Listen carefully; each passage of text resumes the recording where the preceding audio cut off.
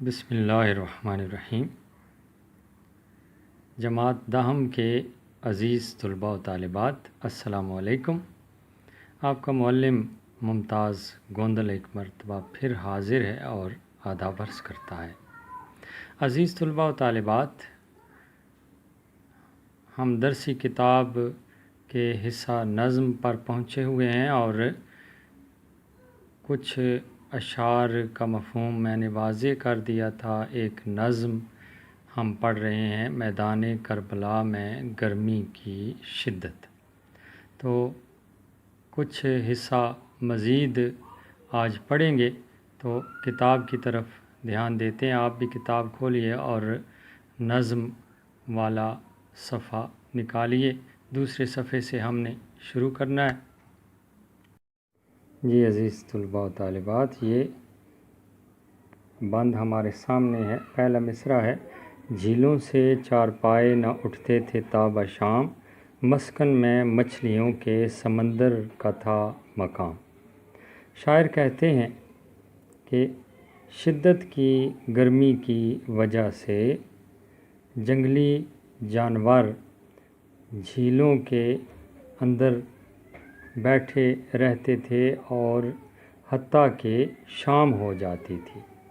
دوسرے لفظوں میں صبح سے شام تک جنگلی جانور جھیلوں میں بیٹھے رہتے تھے اور مچھلیوں کا مقام سمندر تھا، کیونکہ شدت کی گرمی تھی اور چھوٹے موٹے ندی نالوں میں، دریا میں گرمی کی شدت زیادہ ہوتی ہے، سمندر میں پانی گہرا ہوتا ہے، تو اس لیے اس گرمی کی شدت کی وجہ سے مچھلیوں نے اپنا ٹھکانہ سمندر کو بنا لیا تھا۔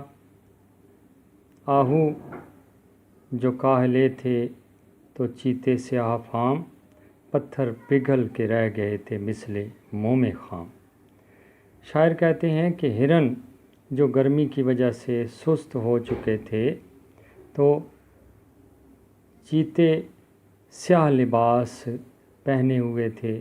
مراد یہ کہ چیتوں کی اوپر والی جو جلد تھی وہ جھلس گئی تھی، سیاہی مائل ہو گئی تھی، اور پتھر جو تھے وہ کچے موم کی طرح پگھل گئے تھے، اتنی شدت کی گرمی تھی۔ شاعر ایک اور منفرد انداز اپنانا چاہ رہے ہیں گرمی کی شدت بیان کرنے کا، میدان کربلا میں جو گرمی تھی اس کو بیان کرنے کے حوالے سے۔ اگلا شعر: سرخی اڑی تھی پھولوں سے، سبزی گیاہ سے، پانی کنوؤں میں اترا تھا سائے کی چاہ سے۔ شاعر کہتے ہیں کہ پھولوں کی سرخی اڑ گئی تھی اور گھاس سے سبز رنگ غائب ہو گیا تھا،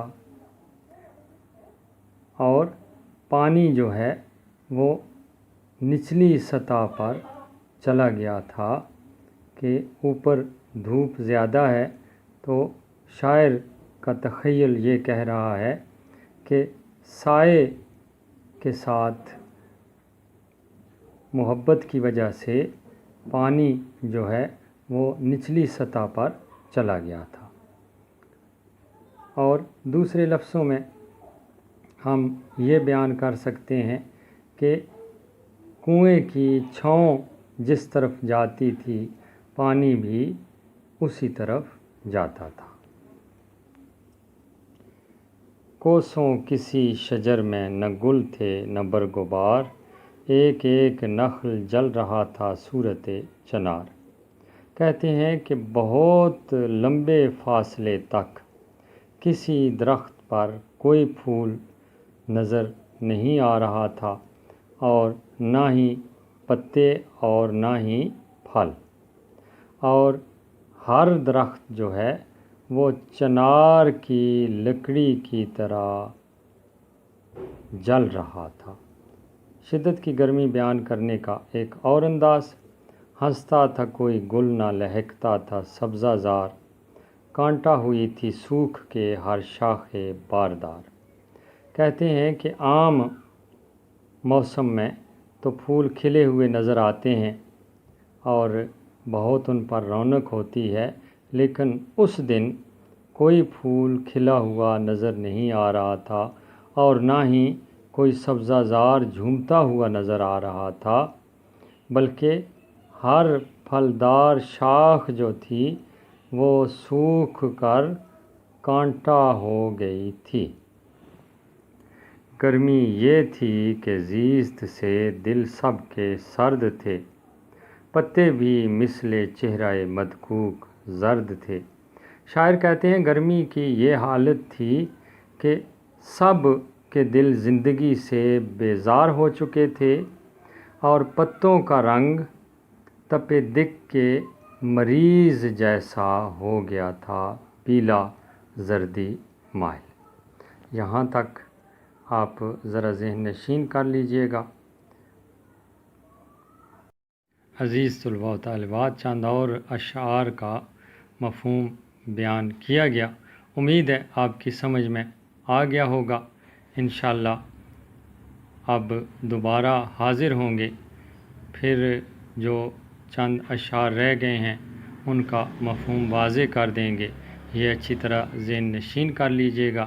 اس کے ساتھ ہی آپ کا معلم ممتاز گوندل آپ سے اجازت چاہتا ہے۔ خدا آپ کا حامی و ناصر ہو۔ اللہ نگہبان۔